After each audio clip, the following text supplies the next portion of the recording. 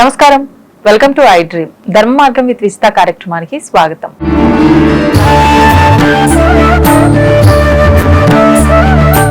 నమస్తే అండి. నమస్కారం అండి.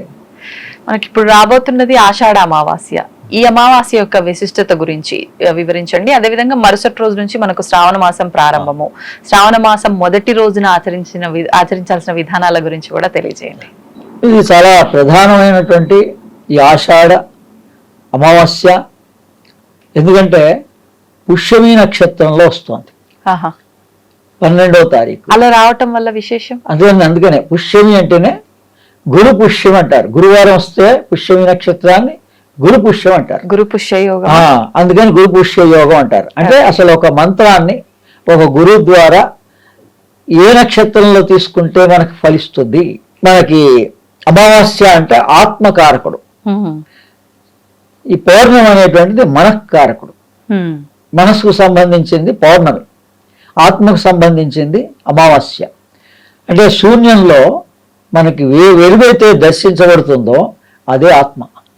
మన సాధనా ప్రకారంగా మనకి ఏవైతే వెలుగు దర్శనాలు, పైలోకాల యొక్క దర్శనాలు మన జ్ఞానాన్ని బట్టి దర్శించబడతాయో ఆ వెలుగులన్నీ కూడా పరమాత్మ యొక్క వెలుగులే.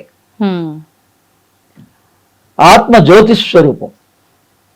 జ్యోతిష్యాం జ్యోతి. ఈ వెలుగులన్నిటికీ మూలమైన దాన్ని పరమాత్మ అంటారు. వెలుగు లేకపోతే మన మనుగడ లేదు. అలానే ఈ అమావాస్య రోజున పుష్యమి నక్షత్రం వస్తుంది కాబట్టి అది బుధవారంగా వస్తుంది. 12వ తారీఖు బుధవారం పుష్యమి నక్షత్రం. ఇప్పుడు ఈ పేర్లన్నీ కూడా ఆదివారం వస్తే భాను పుష్యం అంటారు, శుక్రవారం వస్తే శుక్ర పుష్యం అంటారు, గురువారం వస్తే గురు పుష్యం అంటారు. అందుకని బుధవారం బుధ పుష్యం అనుకోవచ్చు. అంటే ఏదైనా విశిష్టత ఏ రోజున్నా రాని ఈ నక్షత్రం విశిష్టత. ఏం చేయాలంటారు ఆ రోజున? అదే ఆ రోజున గ్రహణం వస్తోంది. మనకి లేదు, యూరోప్ కంట్రీల్లోనూ రష్యాలోనూ వస్తోంది. కానీ దీర్ఘంగా సుదీర్ఘమైనటువంటి గ్రహణం వస్తోంది. ఈ 2 గ్రహణాలు వస్తున్నాయి ఇదే నెలలో. అందుకని ఈ ఆగస్టు నెలలో చాలా విశేషంగా ఇప్పటికే మహానుభావులు మనకు వర్తించవు. మన గ్రహణము మనకి ఏ నియమాలేం పాటించక్కర్లేదు. కానీ గురు సాంప్రదాయం, సాధకులు అనేటువంటి వాళ్ళు, యోగ ధ్యానం చేసేవాళ్ళు, గురు మార్గంలో ఉపదేశం తీసుకునేవాళ్ళు విశేషమైన ఫలితం వస్తుంది వాళ్ళకి. అందుకని ముందు రోజు ఎలా అయితే మాస శివరాత్రి ప్రతి నెల వస్తుంటుంది అమావాస్యకి ముందు రోజులని, దాన్నే మనం 12 మాస శివరాత్రుల్లో చివరిదాన్ని మహాశివరాత్రి అని భావిస్తాం. అందుకని అంటే ఆ రోజు మనకి ప్రాక్టీస్ చేస్తారు రాత్రిపూట ధ్యానం ఎలా చేయాలి అన్నది.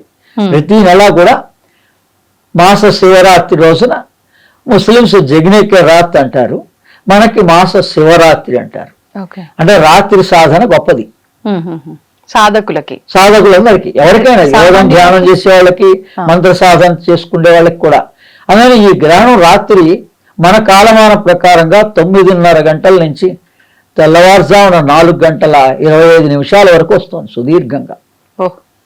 చాలా ఓపిక ఉన్నటువంటి వాళ్ళు స్నానం చేసి 9:30కి హాయిగా ధ్యానం చేసుకుంటూ మంత్ర సాధన చేసుకుంటూ నిద్రలోకి వెళ్ళినా ఏం పర్వాలేదు.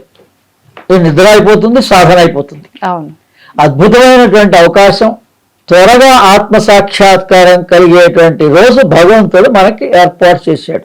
ఇది గ్రహణం యొక్క తెలుసుకోవాల్సిన విషయం. ఉపయోగించుకోవచ్చు. పగలు కాదు, ఎవరి డిస్టర్బెన్స్ లేదు. సాయంత్రం పూట అల్పాహారం తీసుకొని, లేకపోతే లిక్విడ్ డైట్స్ తీసుకొని, పలరసం తీసుకొని ఏమైనా తీసుకోవచ్చు. అది వాళ్ళ ఇష్టం, వాళ్ళని తెలుసు.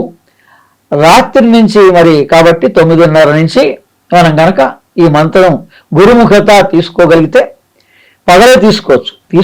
పగలే తీసుకోవచ్చు. గురు ద్వారా పుష్యమి నక్షత్రం పగలుంది కాబట్టి పగలు మంత్రం ఉపదేశం పొంది మనం చేయాల్సిన సాధన రాత్రిపూట చేయాలి. విశేష ఫలితం వస్తుంది. ఈ గ్రహణం నుంచి ఆ గ్రహణం వరకు 15 రోజులు దీక్ష వేస్తే కూడా 1 సంవత్సర కాలంలో కలిగేటువంటి ఆధ్యాత్మిక పురోభివృద్ధి కలుగుతుంది మనకి. మనం 1 సంవత్సర కాలం సాధన చేస్తే అంటే మంత్ర దీక్షన ఈ 15 రోజులు మంత్ర దీక్ష ఆ రోజు ఏదైతే మంత్రం తీసుకున్నామో అది పుష్యమి 15 రోజుల నక్షత్రం పాటు. సమయంలో ఇస్తారు. పగలు ఉంటుంది, ఓకే. పగలు మంత్రం తీసుకుంటారు, మంత్ర దీక్ష తీసుకుంటారు. అమావాస్య కాబట్టి మేము చాలా కాలం నుంచి ప్రతి అమావాస్య మహాలక్ష్మి సాధనగా చేస్తున్నాం. అందుకని అందరికీ వనరులు చేకూరాలి, అమ్మవారి అనుగ్రహం కావలసిన వనరులు, ధనమే కాదు, అన్ని రకాల వనరులు, వారి వారి కోరికలు. మా లక్ష్మీ నారాయణుడు స్థితి కారకుడు, అమ్మవారి అనుగ్రహం, నారాయణుడి యొక్క అనుగ్రహం కలుగుతుంది. ఓం శ్రీం హ్రీం శ్రీం కమలే కమలాలయే ప్రసీద ప్రసీద శ్రీం హ్రీం శ్రీం ఓం మహాలక్ష్మై నమః. ఓం శ్రీం హ్రీం శ్రీం కమలే కమలాలయే ప్రసీద ప్రసీద శ్రీం హ్రీం శ్రీం ఓం మహాలక్ష్మై నమః. ఓం శ్రీం హ్రీం శ్రీం కమలే కమలాలయే ప్రసీద ప్రసీద శ్రీం హ్రీం శ్రీం ఓం మహాలక్ష్మై నమః 3 సార్లు గురుముఖత మంత్రాన్ని స్మరిస్తే అది ఉపదేశం. అందుకని మళ్ళీ మీరు మీ మంత్రాన్ని, మహాలక్ష్మి మంత్రాన్ని విద్యారణ్య స్వామి ద్వారా అప్పటి నుంచి ఇది పరంపరగా కొనసాగుతున్నటువంటి మంత్రాన్ని మీరు ఎవరి ద్వారా కూడా తీసుకోవచ్చు. లేదు నేను ఇచ్చిన మంత్రాన్నే మీరు ఆ రోజు నుంచి కూడా ఉపదేశంగా భావించి ఆచరించవచ్చు. ఆ పుష్యమి నక్షత్రం రోజున ఇదే మంత్రాన్ని 108 సార్లు ఇప్పుడు ఈ వీడియో చూసిన వాళ్ళంతా ఆచరించుకోవచ్చు. ప్రతి అమావాస్యకి మేము గోశాలల్లో ఈ మహాలక్ష్మి సాధన నిర్వహిస్తూ వస్తున్నాం. గోశాలల్లో 11 నెలలు నిర్వహించాం. జియాగూడలో ఉన్నటువంటి ఆంజనేయ స్వామి దేవాలయంతో కూడిన గోశాల, అక్కడ 2 గోశాలలు ఉన్నాయి, పెద్ద పెద్దగా ఉన్నాయి జియాగూడలో. అందుకని అటువంటి ఆ గోశాలలో ఎవరైనా రావచ్చు, ఆ రోజున వాళ్ళందరూ పార్టిసిపేట్ చేయొచ్చు. అందుకని ఎప్పుడైనా కానీ మీరు ఈ అమావాస్య రోజున గోశాలకు వెళితే మీ గ్రహ దోషాలన్నీ పోతాయి. ఆ గోవుకి గ్రాసం ఇచ్చినా, ఏం చేసినా, ఏ రకంగా మనకు తోసినది వాళ్ళకి సమర్పించుకున్నా, ఆ పెద్దల పేర్లు చెప్పి మనం కనుక సమర్పిస్తే మనకి గ్రహ దోషాలన్నీ పోతాయి గోశాలలో. ఈ రకంగా ఈ మహాలక్ష్మి మంత్రాన్ని ఆ రోజు గ్రహణ సమయంలో రాత్రిపూట 9 నుంచి తెల్లవారుజాము 4 వరకు సుదీర్ఘ కాలం ఉంది కాబట్టి 1 గంట మనం జపం చేసినా కూడా చాలా విశేష ఫలితాలు ఉంటాయి. అందరూ ఉపయోగించుకుంటారని సర్వజనులు సర్వే జన సుఖినో భవంతు. నమస్తే. And for more videos, please subscribe to iDream. Please subscribe to iDream. Please subscribe iDream. And please subscribe to iDream. For more videos, subscribe to iDream. please like, share and subscribe to the channel. Congratulations, iDream. Subscribe to iDream. Subscribe to iDream. So subscribe to iDream Media. iDream ki iDream team andarki huge congratulations. Please subscribe iDream Media. Please subscribe to iDream. Subscribe iDream. Please subscribe to iDream.